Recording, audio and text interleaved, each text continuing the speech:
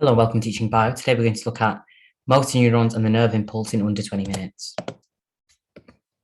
So firstly, here we've got an image of a neuron, i.e. a motor neuron, and we're going to go through the different features that you should identify in an exam and also explain why these features exist and sort of how their structure is linked to their function. So firstly, we can see that we have a cell body which contains the nucleus and lots of endoplasmic reticulum. This is important in order to synthesize the necessary proteins and neurotransmitters that are necessary in order for the conduction of action potentials and so on forth. So the rough endoplasmic reticulum is the site of the translation of the developing mRNA chain in order to form the polypeptide. So we need lots of endoplasmic reticulum in order to produce lots of neurotransmitters. Okay, so we've got lots of them there. Next, we've got this structure here, which is the connection formed to the neuromuscular junction or the neuroglandular junction, okay? It's important that we have many of these connections attached onto the ends of the motor neurons and all the different branches of the motor neurons so that we can connect to multiple neuromuscular junctions and neuroglandular junctions so that there's a faster conduction of action potentials in order to allow for either things like sweating or crying with a gland or muscle movement and muscle contraction. We have the axon, which will carry the nerve impulse away via saltatory conduction because of the myelin. So it will jump from node of Ranvier to another node of Ranvier, which we'll talk about later. Next, we have the dendrons, which subdivide to form dendrites, and these carry nerve impulses towards the cell body. So we zoom in on the actual axon itself and look at the myelin. Here we can see that we have these cells known as Schwann cells. Now, Schwann cells surround the axon and they protect it and carry out they provide electrical insulation, okay? And these carry out phagocytosis are important for nerve regeneration, okay? And the electrical insulation is important to allow for the conduction of successful action potentials. Next, we have the myelin sheath, which is made up of the membranes of these Schwann cells. So all these Schwann cells, what they'll do is they'll wrap around and then sort of squeeze inwards and they sort of exude out any of the fluid, and what they leave is this lipid-rich center, which then produces the myelin. And the myelin is important to allow for the conduction of action potentials at a faster rate via saltatory conduction. Here we have the node of Ranvier, which is basically just the gaps between adjacent Schwann cells from one Schwann cell to the next Schwann cell. And where there is no myelin sheath covering this, i.e. the node of Ranvier, this is where the action potential will jump, okay? So we go from node to node. So all motor neurons are generally myelinated, meaning that they have the potential to travel by saltatory conduction, where each action potential effectively hops from one node of Ranvier to the next node of Ranvier. It's important that you note that depolarization of the cells, i.e. the entry and sort of exit of sodium and potassium, only occurs at the nodes because that's where the depolarization will happen. And because there's so much myelin, it means that the action potential effectively has to hop in less places. And when it does hop, that's where depolarization happens to conduct it further along, meaning that it's a faster rate of transfer, okay? So the more myelin you have, okay, the faster the rate of the conduction of action potential. Therefore, when you get conditions that lead to the destruction of myelin and destruction of motor neurons, you will obviously then reduce the rate of conduction of action potentials, and that will then affect things like muscles and glands and so on. Okay, so if I just rub this out, you can see what I was trying to highlight before. Okay, so the entry of sodium and exit of potassium occurs only at the nodes. Okay, so here's a nice diagram comparing saltatory conduction between a unmyelinated neuron on the left and a myelinated neuron on the right. And as you can see, it is a lot faster when there's the presence of myelin. So if we outline the basic structure of the membrane of a neuron, okay, we've got lots and lots of channels. So firstly, this channel here is an example of a voltage-gated sodium channel, and this is able to open and close depending on the voltage surrounding it and that is supplied to it. This is a potassium voltage-gated channel, which again can open and close depending on the voltage. Here we have sodium and potassium channels that are not voltage-gated, i.e. these are just normal channels, and these are always open regardless of any change in the voltage at the membrane. And then lastly, we have the sodium-potassium pump, which again is always open, and this will move 3 sodium ions out and 2 potassium ions in. So it's important that you're able to understand how the resting action potential is actually maintained within a neuron, and that is via the action of the sodium-potassium pump, okay? So sodium-potassium pump will use ATP to move 3 sodium ions out in exchange for 2 potassium ions. As the sodium is moved out, that increases the concentration of sodium outside, and it increases the concentration of potassium inside. Okay, so if this is the membrane, this is outside the cell, this is inside the cell. So if there is a higher concentration of sodium outside the cell, that means that more sodium is going to rush back in through the normal sodium channels, not voltage gated. And as there is an increase in the concentration of potassium within the cell, more of the potassium is going to leave from the cell, again through those channels. And as a result of the movement of the sodium coming in and the potassium leaving, we maintain the resting voltage at -70, okay? And the reason why it's -70 is because there are more potassium channels than there are sodium channels, okay? So more K plus channels than there are, actually, if I write that a bit better, the K plus channels are greater than the sodium channels in number. And as a result, it is -70. So here I've sort of added some text that you can read through, but this is basically just effectively describing what I said, but just with a few more words. And this key point is this number 2 here. The axon is more permeable to potassium than sodium. Ergo, there are more potassium channels than there are sodium channels. And remember that these normal channels will always remain open regardless of any changes to the voltage. Now, in terms of how an action potential is actually generated, well, firstly, so we've talked about the pump here. Now, what will happen is the voltage-gated sodium channels will be closed because of the -70 voltage. These channels do not open at -70, they open about -30 to -40. Oh, sorry, +30 to +40. So when the voltage is around then, these channels will open, okay? So we've got to get the voltage high enough for these channels to open to allow for the entry of lots of sodium to cause depolarization. There is a high sodium concentration outside the cell and low inside the cell, which we looked at.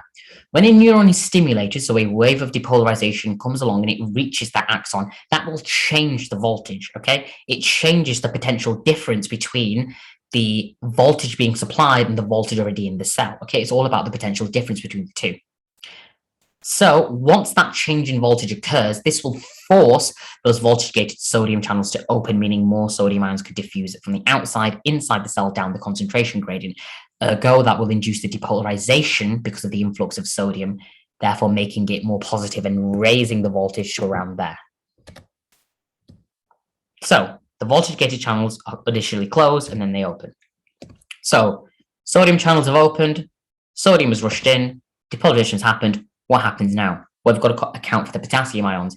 Eventually, the potassium channels will open so that the potassium ions inside the cell can then diffuse out down the concentration gradient. So we've got positive voltage coming in from the sodium, okay? So we've got lots of positive voltage, and we'll put V via the sodium coming in, and at the same time, we've got positive voltage from the potassium also leaving. And if you remember, the membrane is more permeable to potassium than it is sodium. Therefore, there will be a higher proportion of potassium leaving than there is sodium.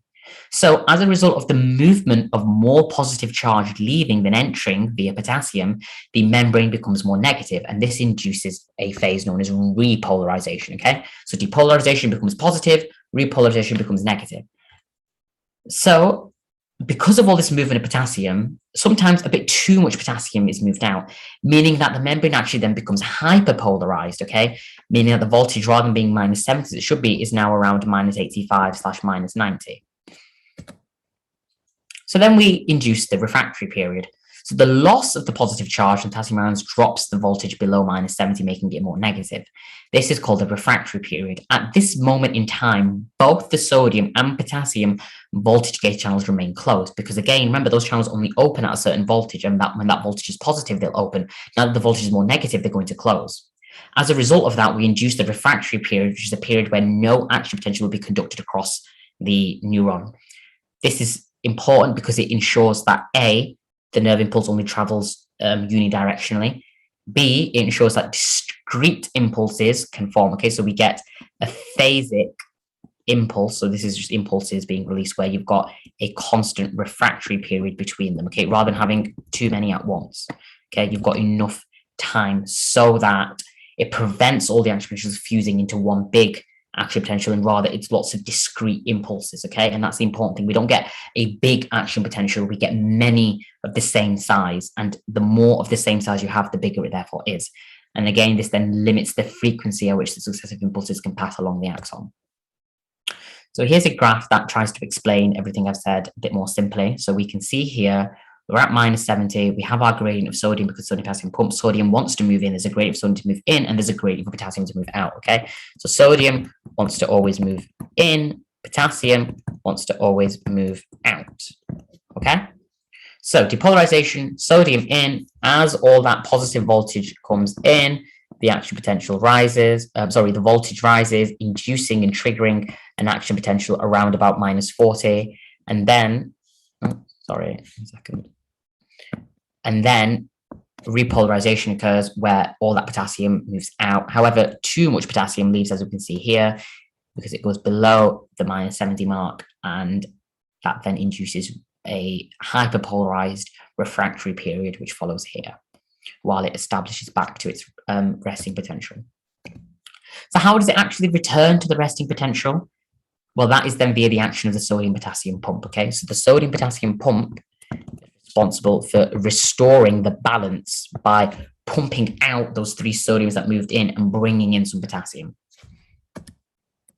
The key point, all action potentials are of the same size. However, the greater the stimulus, the greater the frequency, as we said, of impulses within a given time with a constant refractory period. However, there are obviously some factors that affect this. Firstly, the degree of myelination. The more myelination there is, the faster the conduction of the action potential. Temperature, the higher the temperature, the faster the kinetic energy between the ions and molecules, therefore the faster the conduction of the impulse. And lastly, the axon diameter, the larger the axon diameter, the faster the conduction of the impulse. So then we have this concept known as the all or nothing law, which is where basically an action potential can only be generated if the stimulus reaches a certain threshold intensity, okay, so a certain value. Below that value, there'll be no action potential generated. And above that value, the size of the impulse will be independent of the size of the stimulus. Therefore, a greater frequency of action potentials will be produced by a stronger stimulus because it will be more likely that more of the impulses will be passed along to overcome that threshold that we talked about. And therefore, the size of the impulse is independent of the size of the stimulus. Okay, so pause the video and have a go at this question here, and then I'll explain the answer. Okay, so here's an explanation of the answer. So it's asking you to describe the shape of the graph shown below, which describes how the change in the permeability of the membrane occurs within a few seconds between sodium ions and then potassium ions. And initially there's a higher permeability for sodium, and then there's a higher permeability for potassium, and the sodium one dips. Why? Look, sodium answers.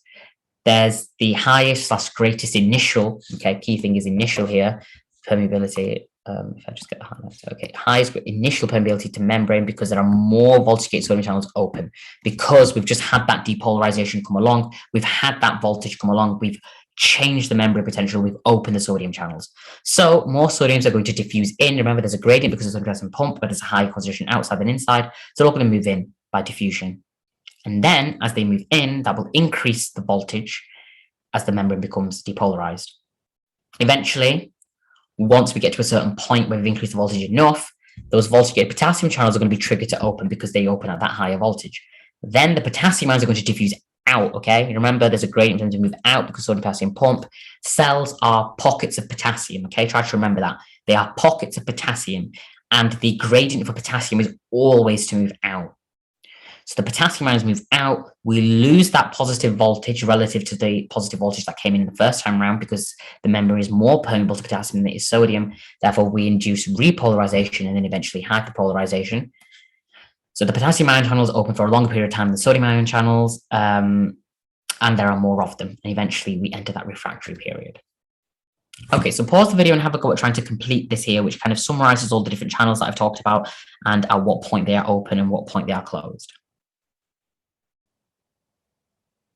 Okay, so if we start with A firstly here, okay, so this is the start. So this should be the resting membrane potential of the cell, okay? So in normal circumstances, what happens? Well, the sodium channels, as I said, are always open. The voltage-gated sodium channels are also always open. Now, ligand-gated sodium channels will not they're not that relevant here. These are more found on neuromuscular junctions, okay?